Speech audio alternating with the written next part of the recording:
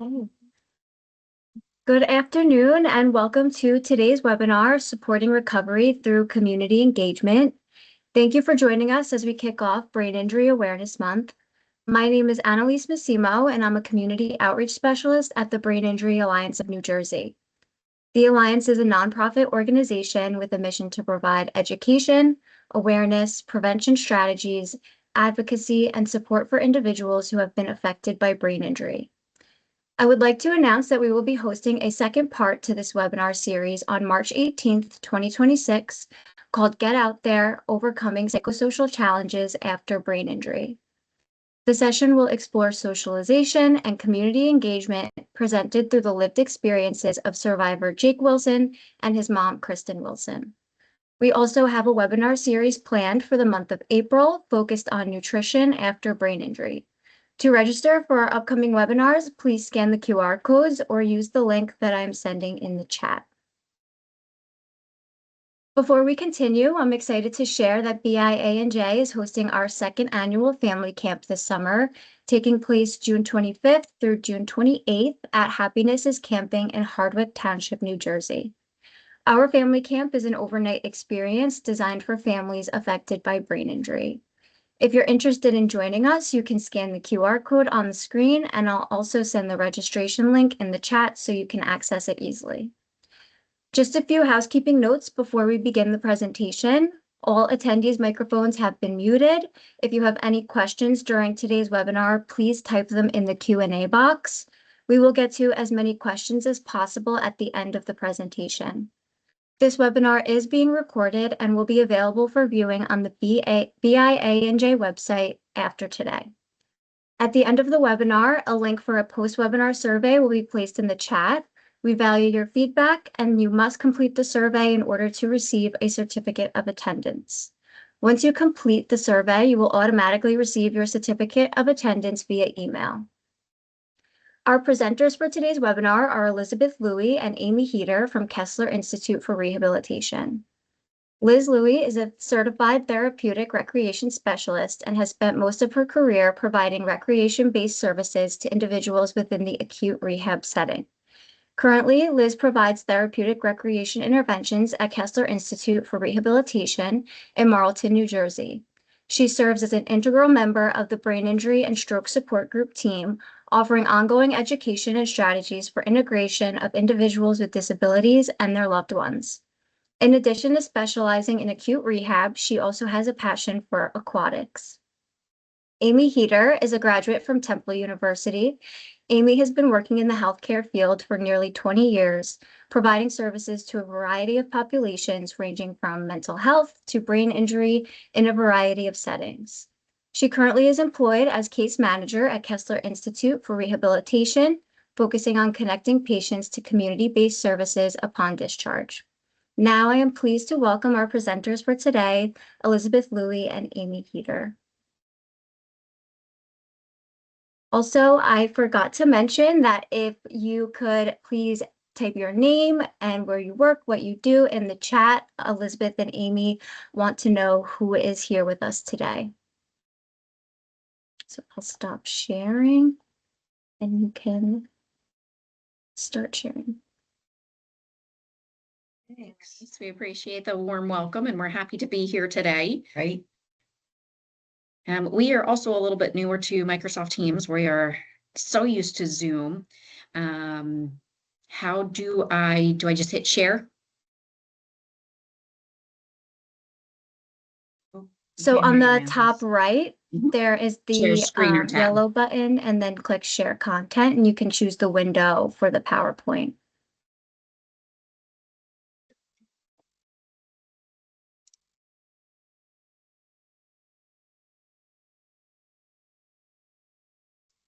Yeah, that's not the one that I want.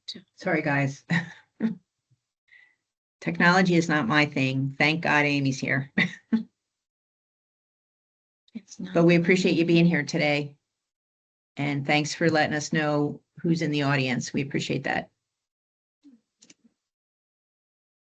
See if we can get to where we want to go.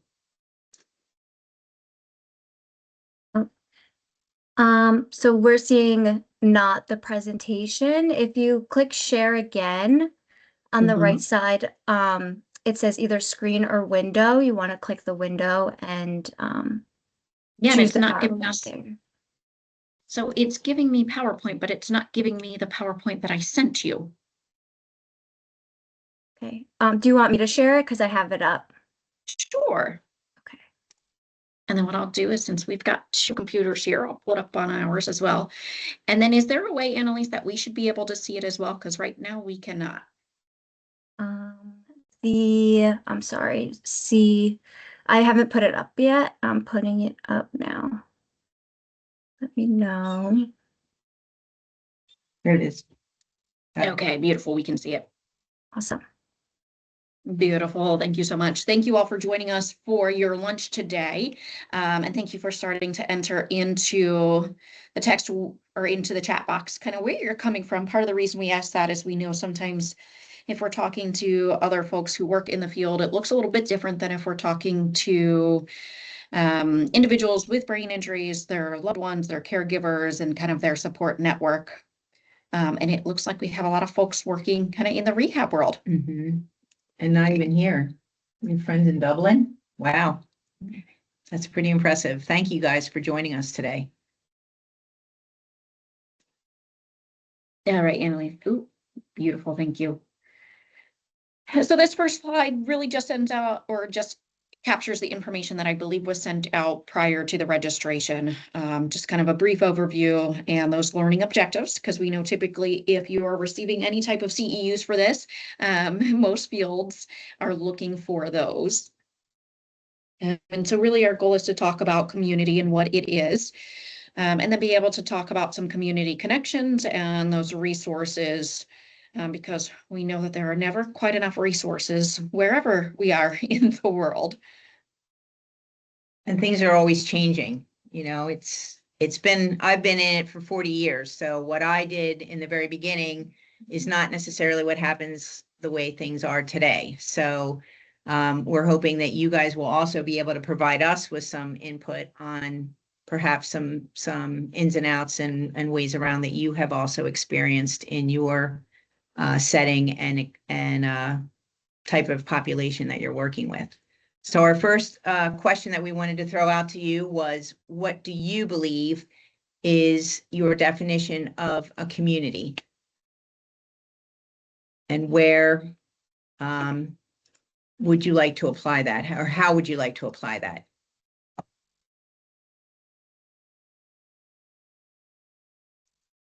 Anybody want to throw either a message in there, or Annalise, are we able to unmute people if they, I don't know. We don't have the function to unmute, but there's one response in the chat where there is love and support.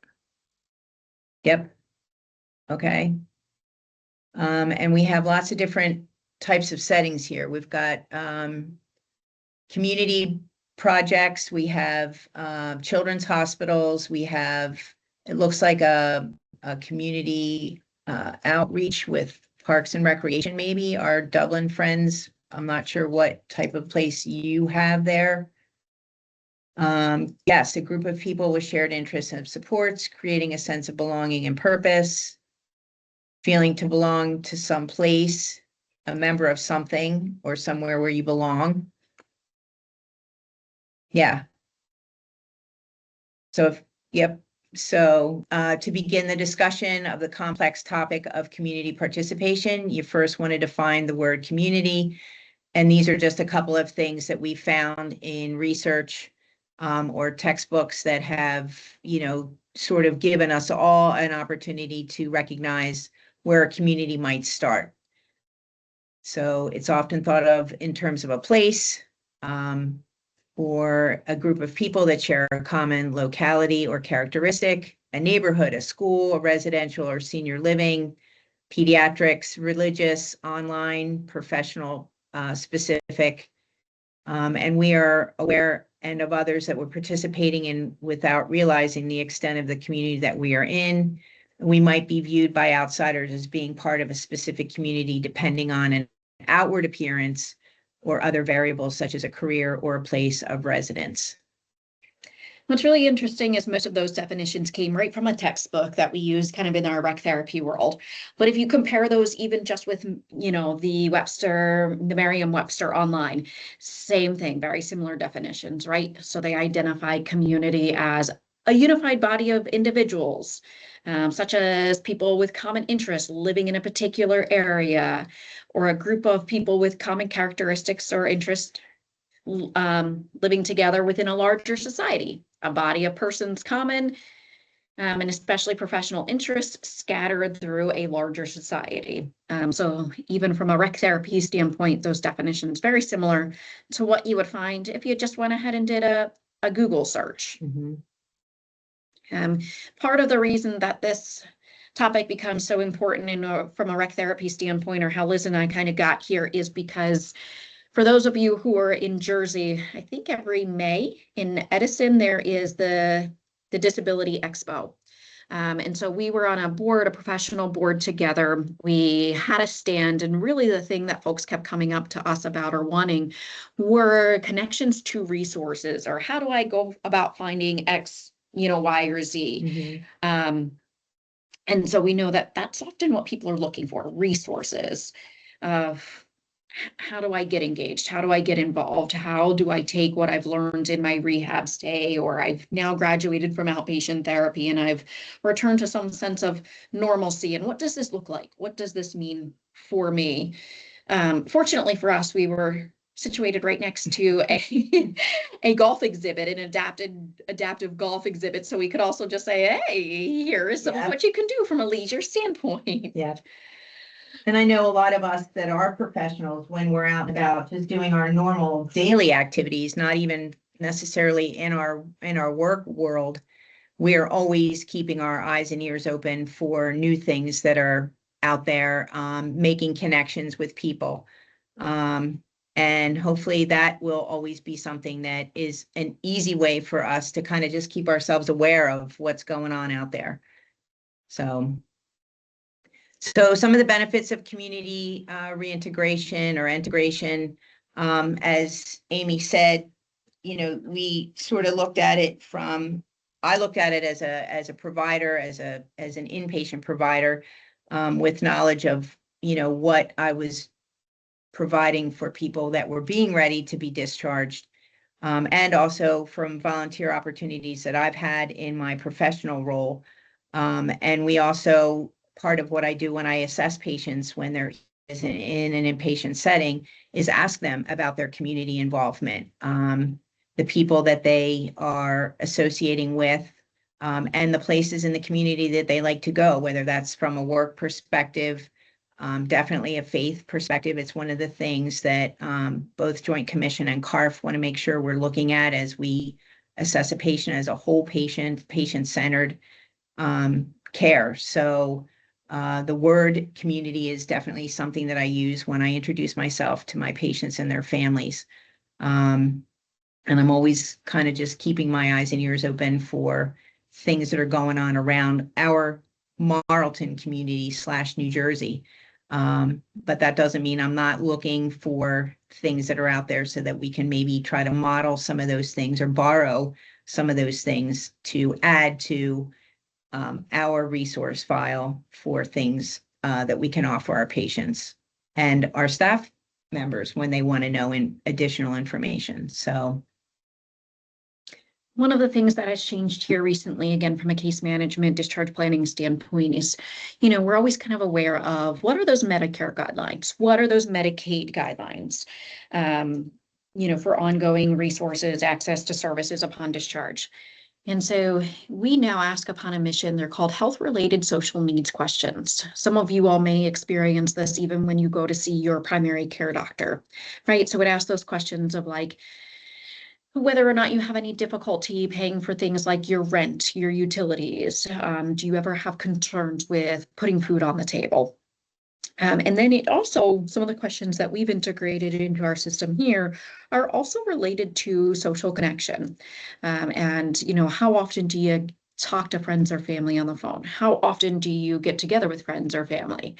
Are you a member of any clubs or organizations? Do you attend any church or religious services?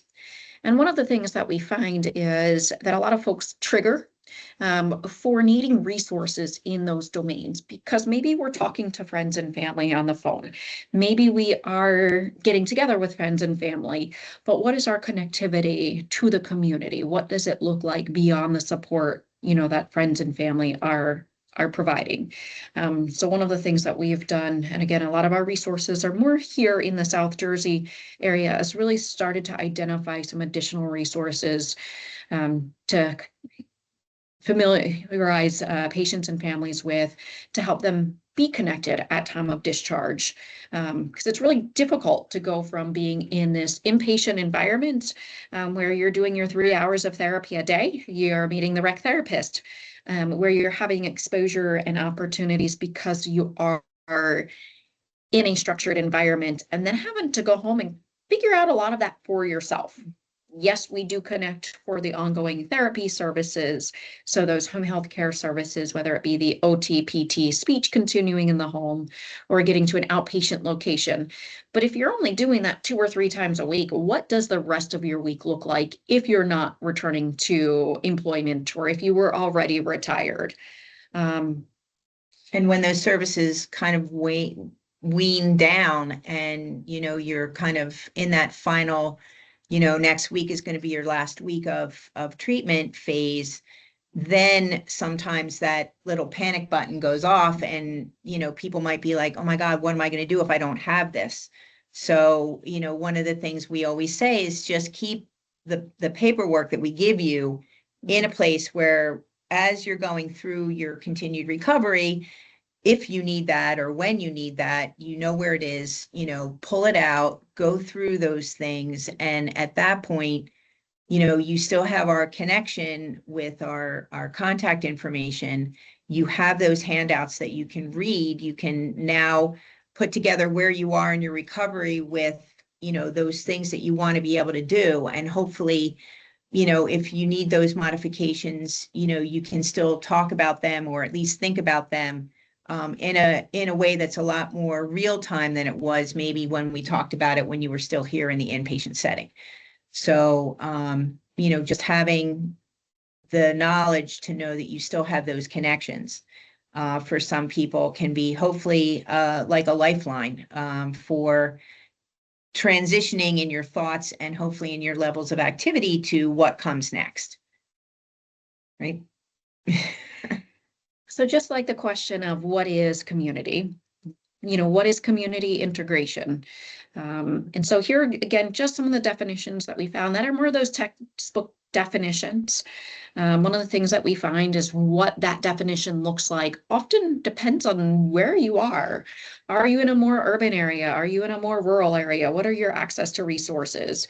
They all kind of have that same goal of continuing life, with employment, productive activity, independent living, social activity. They all have kind of the reoccurring theme. If you were to even Google or ask AI what community integration means, of, just planning and participating in things at that community or society level. It doesn't always have to be your family. It can be the people that you choose to be with. So, and sometimes in some of our settings for our former patients that are maybe living in a residential setting, they definitely aren't your regular family. They are now the family that you're going to be residing with and doing things in the community, whether that be a vocational or a recreational type of participation. It's going to be different. So being able to have some knowledge of those transitions and maybe some of the challenges that might present in some form of either pre-knowledge or now that you're in that setting, hopefully you will help get both the patient or the former patient, the resident, back into those conversations and those activities that are going to give them, like Amy said, that productive feeling and that feeling of belonging, as well as helping the family that they would normally be with transition them to a new place where they know that they're probably hopefully going to be assimilating and, having those productive times that might not be able to be done through the home setting, that maybe that's what they had anticipated in the very beginning. So why do we focus on this? And there are dozens, more than dozens of studies out there that identify the importance of being able to focus on integration or reintegration when we're talking about working with individuals with disabilities, individuals with brain injuries. So again, here are just two studies that we wanted to throw out there again, because we know that at least in therapy world, we're always trying to do things based on evidence-based practice, best practices.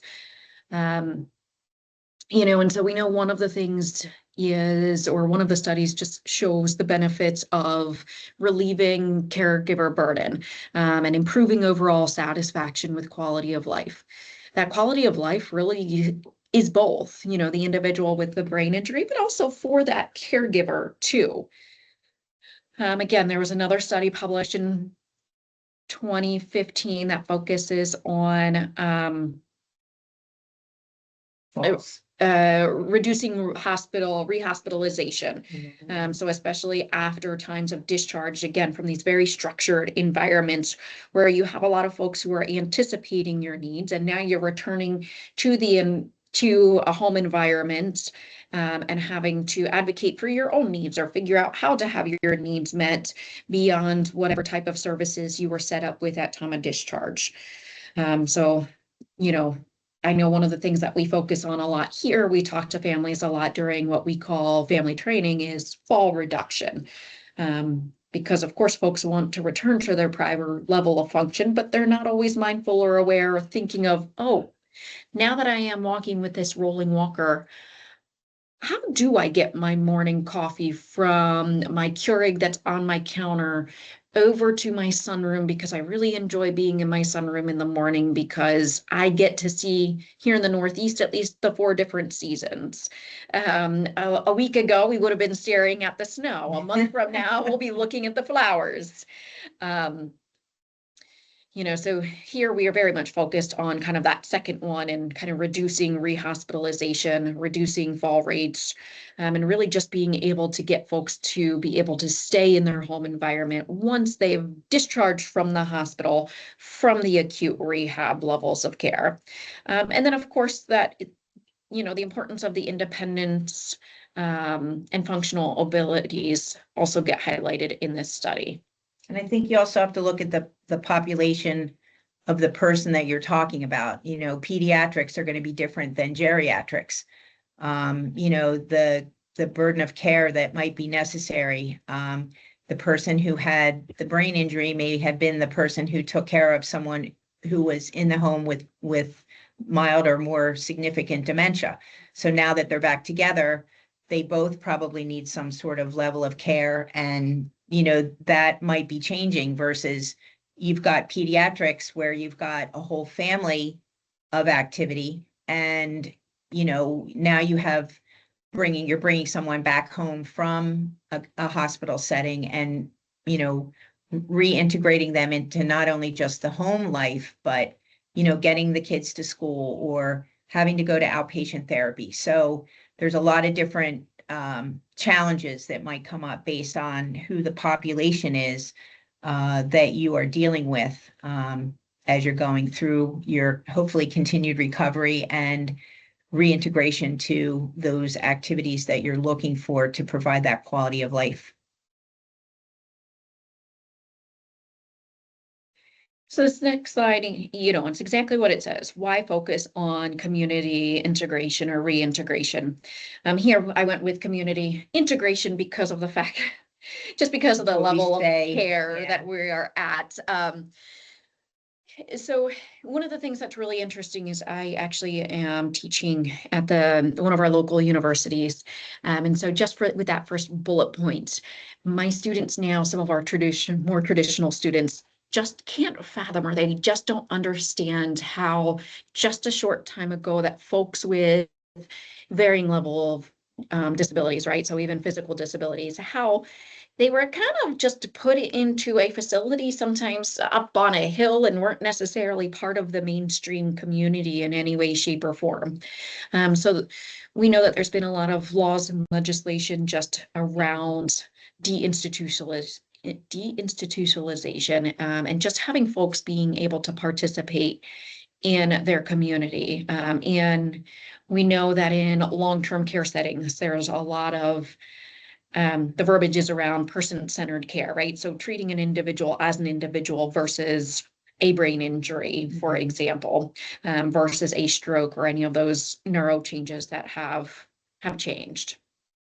We really try to tailor when we interview our patients and their families, get a snapshot of what this person's life was like before we got to see them in a rehabilitation setting or in the community. They're coming back from probably having that continuum of care, and they're now ready to go into their either new community or reintegrate into their old community. So you want to be able to try to find out how this person was before so that you can try to meet where they are now with where they were and provide them with that hopeful quality of engagement. We know that the hope for rehabilitation too is to go beyond the inpatient services and the outpatient services. So what's really interesting is here at Kessler, we do, and Liz is one of the faces of it, a brain injury and stroke support group. And so here we live relatively close to the shore areas. And so that's a huge summer activity. Folks often have, beach properties. And so last summer I spoke to our brain injury and stroke support groups on just kind of what does returning to the beach look like, after an inpatient rehab stay.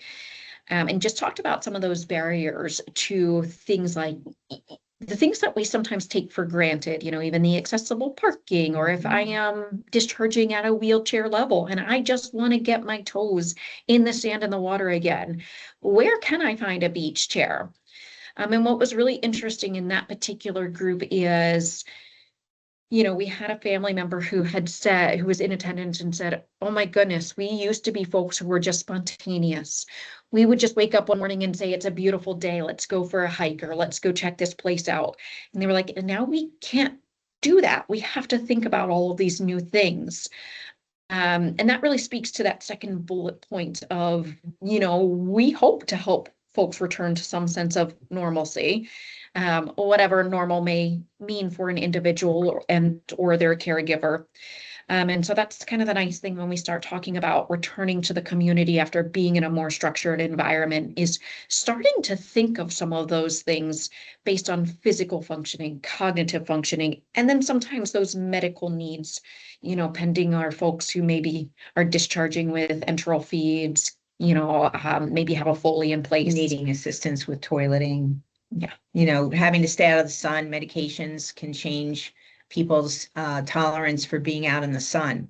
And I have to give a shout out to BIANJ because the Atlantic County support group has had probably for at least the past 25 years, a brain injury awareness day down in Ocean City, where they have had an amazing relationship with the local community in Ocean City to get not only hands-on assistance, but food and tents and 1,000 beach chairs, it seems like.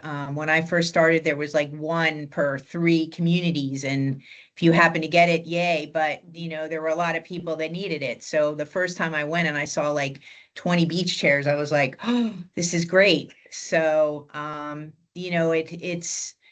it's something that can be done. It just takes a lot of effort. And, you've got the people on the back end like BIANJ and the support group facilitators. You have the participants, and then you have to have your community assistance to make these things happen. And hopefully you find in the locations where you are that you can make some friends in that community who can sometimes bring new thoughts to the way that you look at trying to provide a service for the community. So we read that one. Yeah. So we added this in, why, recreation therapy, because we weren't sure who would be in attendance and if you all were familiar with recreation therapists. Seeing that a lot of you work in rehab settings or work in more of the healthcare and or the parks and recs, we kind of hope that you know who we are and what we do. We also think that it's a great place to start when you start talking about really transitioning from being in a hospital setting to going back home to your community, not only just to continue your recovery with the assistance of home care services, but really kind of trying to think beyond that. The weather is going to be breaking here, hopefully soon in the Northeast. And, one of the things I really enjoy telling people is to just, get in the car and just take a drive.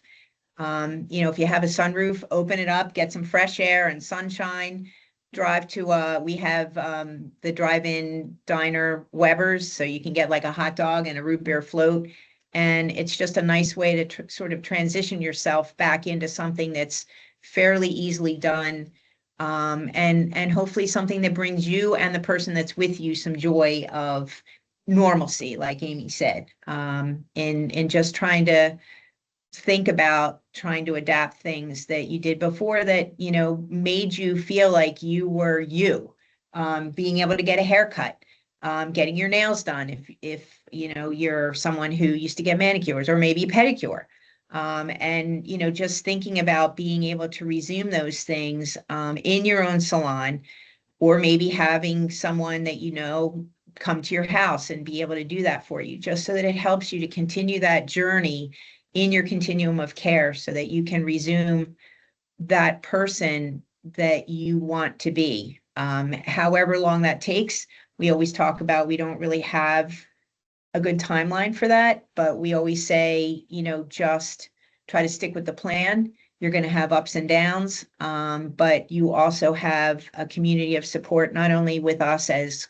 the clinicians that you've left or the people that you're working with now, but other people that are going through something similar through the support of a support group, or a neighbor that, might be someone who can step in and help you. So, try to make sure that you're building up either the community that you had and keeping them in the loop with your recovery, or you're creating a new one where you feel like you're getting that support, and those ideas to kind of help keep you moving, especially when you get to those bumps where things might be a little bit more challenging.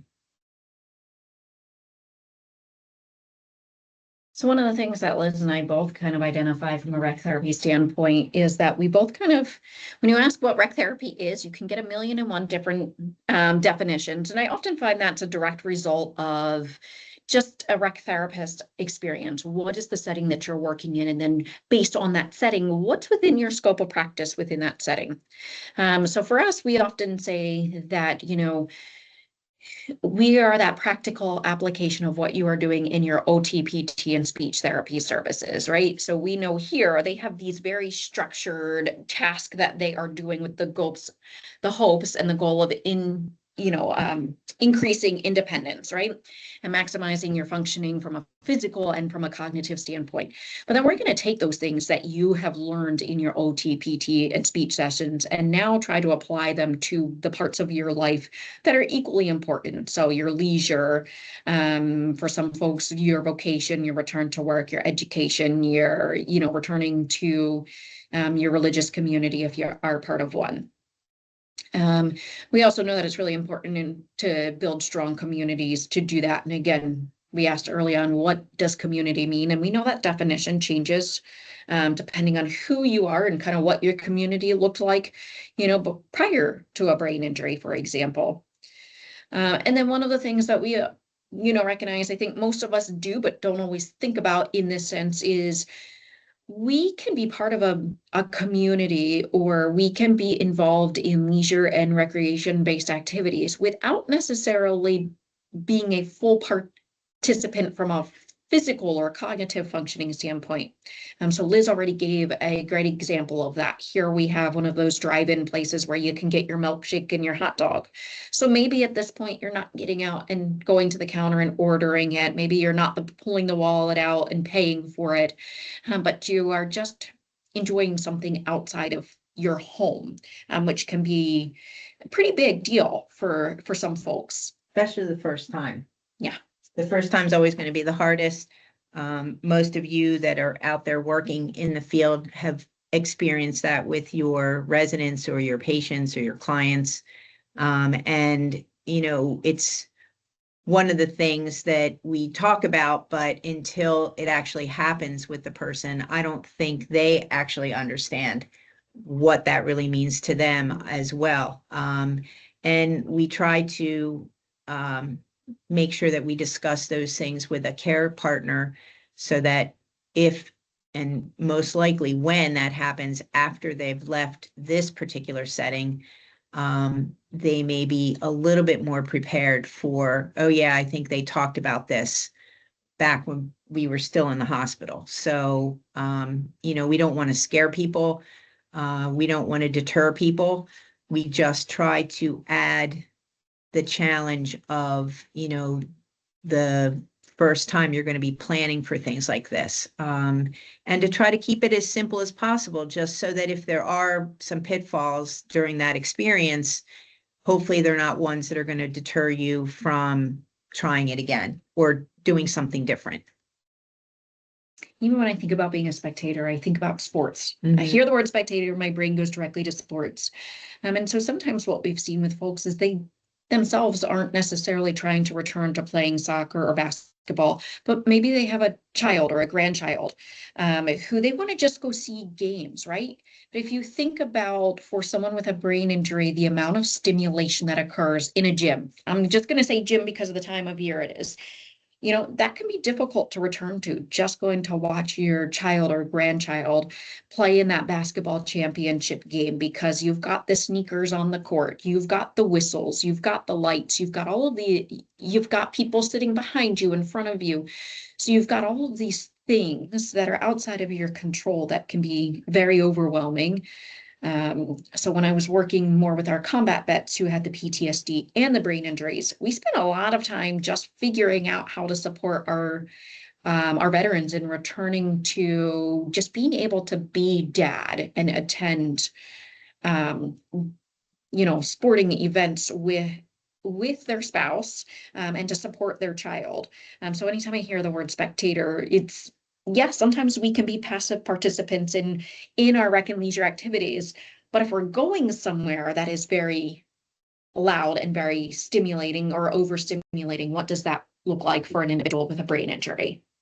And one of the basic ones that I think we've all experienced at some point is the location of where someone who may be in a wheelchair is going to be sitting to be a spectator versus, climbing the bleachers or sitting in a movie seat.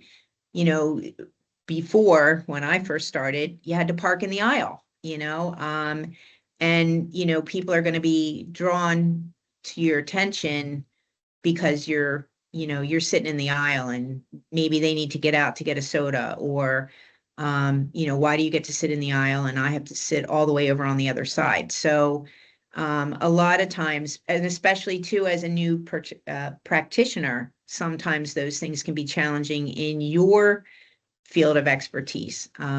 You're the one that's supposed to be in charge, but it makes you a little bit nervous as well. So when we talk about reintegration, we have to do a little bit of the research as well before we're out there doing it with someone else, just to make sure that we hopefully have all of our equipment and background knowledge so that it's a successful experience for us as well. So now the question that we often have is where and how. How do I get back to doing some of those things that I enjoy? And so some of the next couple of slides review some of those options and opportunities. Again, some of these are just kind of based on New Jersey, but I would hope that they would apply to, the various states and different locations. So at that state level, state of New Jersey, I wanted to highlight that they do some disability passes that can be obtained, right from the Trenton office. And it just kind of allows for that free entrance or discounted rates. And part of the reason I wanted to highlight this is, again, we have a lot of outdoor nature space here in Jersey, or at least the part of Jersey that we reside in. And having the opportunity to be outdoor and, we get good old vitamin D with the sunlight, depending on the time of year. But also there's a lot of things that happen within the different parks and recs programs. There's workshops, there's, just different guided sessions. Here I put guided nature walks. Sometimes there's things above and beyond that. And then also there's volunteer opportunities. So if you look at our state website, it often then looks a little bit different than your county websites. Here we have the 4 seasons. So of course, in the winter months, you're not going to see as much as in the spring and summer months.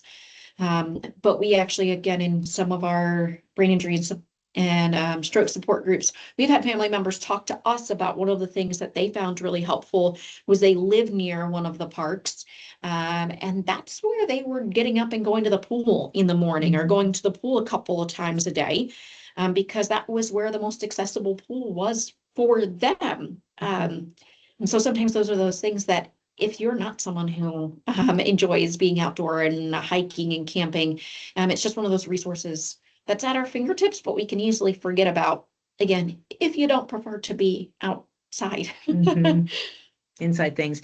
It's also a nice place to look to find out if they have mobility accessible opportunities. Some of the national parks might have, or national park programs or community programs may have the tracker type of wheelchair that you can go through a trail with. Finding a place, I know the Adirondack mountains have boardwalk in a lot of the areas where people with mobility challenges may have an easier time to be out on a hike versus stepping over tree roots or going through marshy areas. A lot of that has changed and is evolving every day with wanting to connect, trails from state to state and community to community.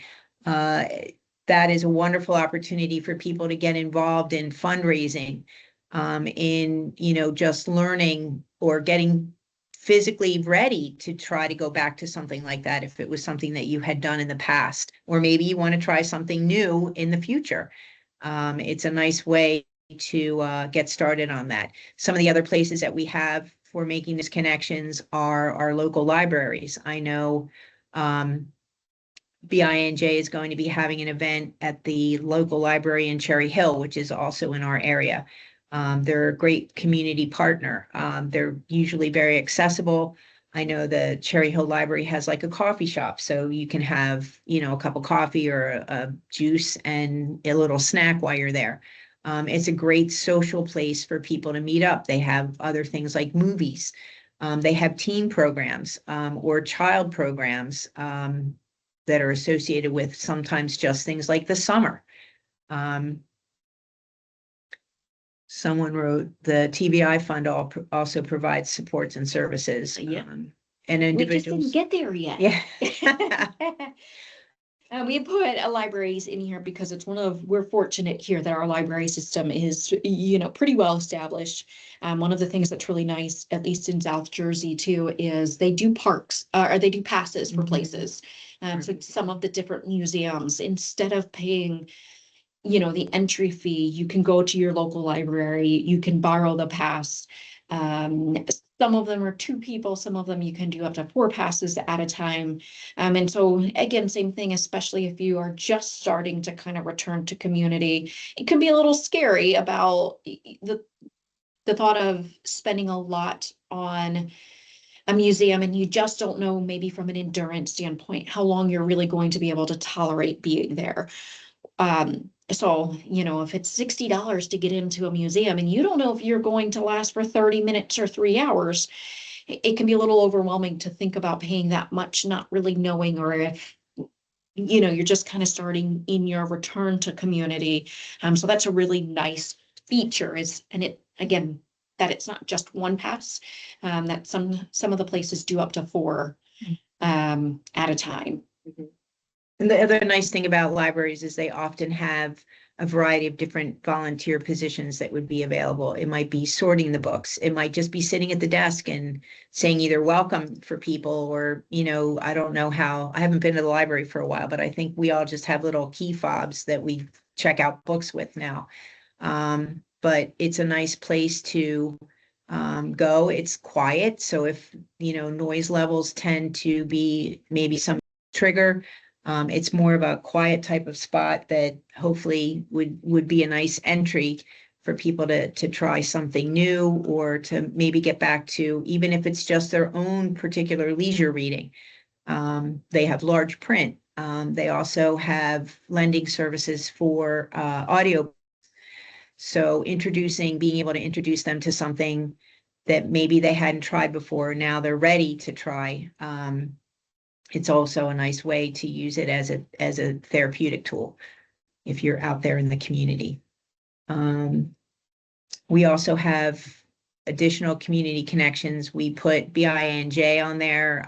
They have a variety of support groups that they send a reminder each month in their monthly email blast.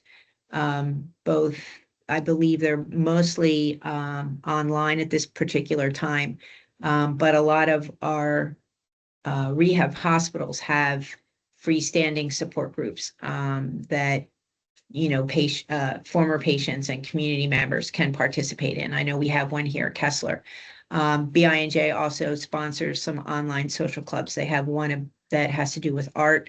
They have one that has to do with book club. And I believe they used to have one for music. I have to make sure that that's still accurate, and I apologize if it's not. Areas on disability and aging, most of our counties have state-run organizations, and a lot of our local communities have embraced supports to continue those things with senior centers or sometimes meal sharing facilities where you can also just stay for a little while and maybe play some cards or meet some friends, make some new friends. Camps. As I say, in our ARDC, so the area on aging and disability resource in Camden County looks very similar to some of what you see at the libraries. You can go online. It's really pretty awesome.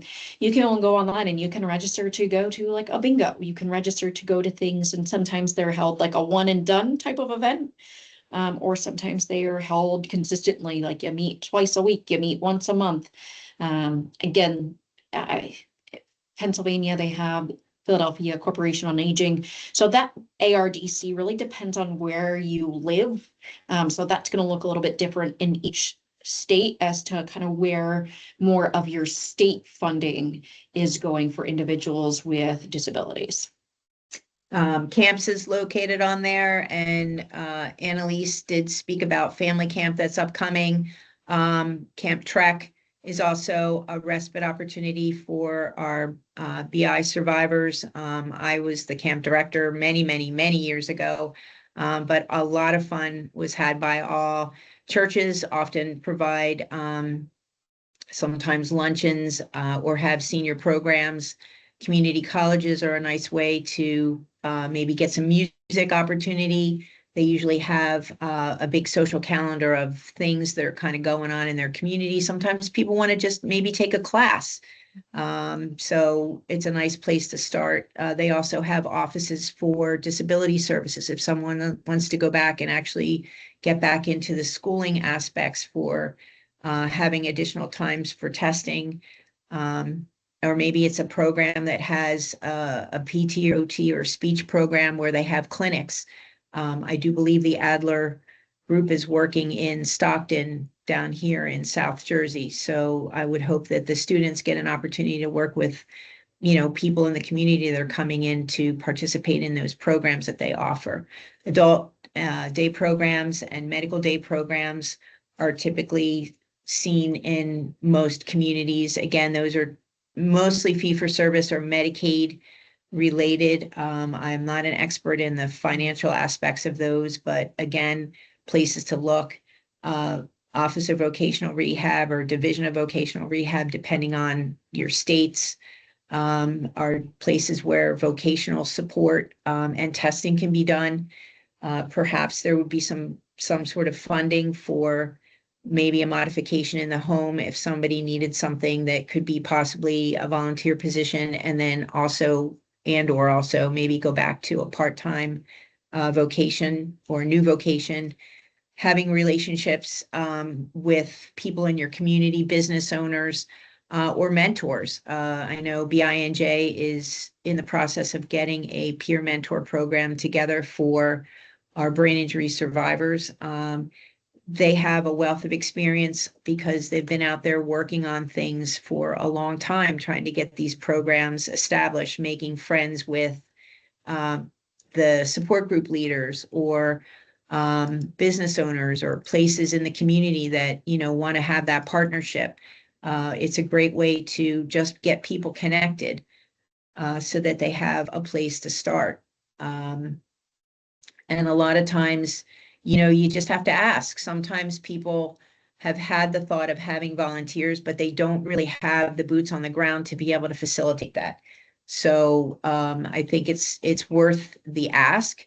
And then, somewhere between the ask and potentially having it happen, there's a lot of, paperwork and things that need to be done. But if you don't ask, you don't know. And you don't know how far you can go unless you take the chance. So we really try to encourage people to, if they do try these things in the community and they are still connected to us, let us know how it works out so that we have a better real live response to the things that we've recommended or we've given out as resources.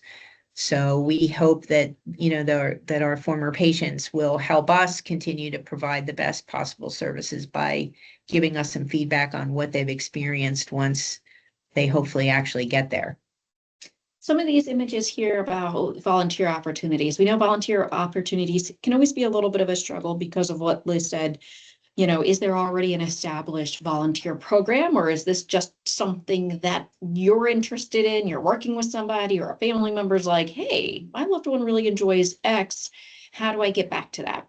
So some of these images are some of those folks that not so much here at Kessler, but with some of my other employment opportunities where we've gotten folks reconnected. So of course you see the dog.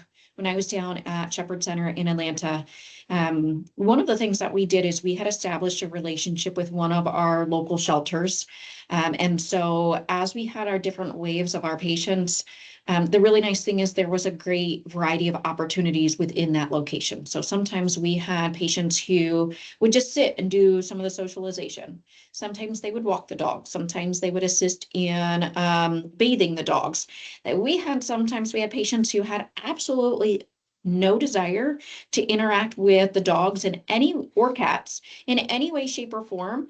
But we had one person who would go and do weekly filing. And they were really open to it. The nice thing was that they did not necessarily have a formal volunteer program before our vocal rehab specialist with that program had established it. And they were just so open to kind of creating that win-win situation of what our patients needed and what they benefited from. That one down in the bottom corner of the haircut. So this actually came out of the salon that I go to.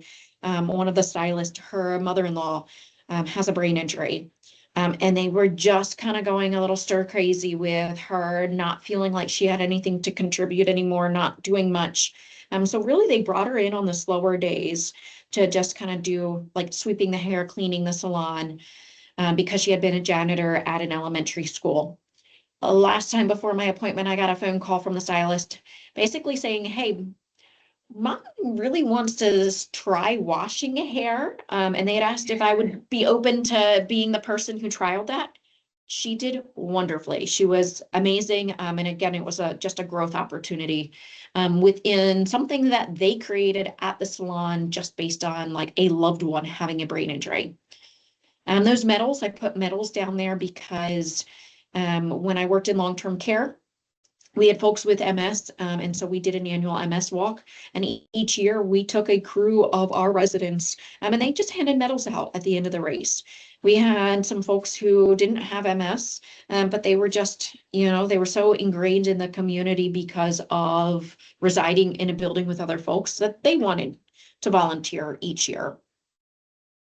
We know soup kitchens sometimes are a little bit more open to just kind of making something work based on what an individual needs and what they're appropriate for. Do they serve? Can we clean tables?